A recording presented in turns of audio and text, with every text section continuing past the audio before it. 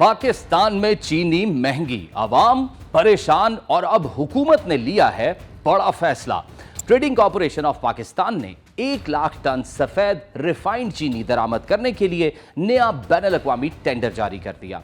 पिछली बार जब हुकूमत ने चीनी मंगवाने का ऐलान किया तो किसी ने बोली ही नहीं लगाई। वजह तरसील की नाकाबिले अमल डेडलाइंस। अब हुकूमत ने अपने फैसले पर यू टर्न लेते हुए तरसील की शराइत नरम कर दी हैं। 21 अगस्त से 15 सितंबर तक 2 मरहलों में 1 लाख टन चीनी पाकिस्तान पहुंचेगी। मगर सवाल यह है कि हुकूमत एक तरफ तो चीनी दरामद कर रही है और दूसरी तरफ साल के शुरू में ही 7,65,000 टन चीनी बरामद भी कर चुकी है, जिससे 41 करोड़ डॉलर का ज़र मुबादला हासिल हुआ।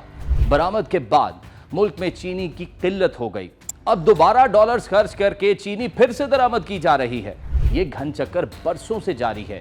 इसका कोई मुस्तकिल हल निकलेगा या आवाम की किस्मत में अब महंगी चीनी ही बची है?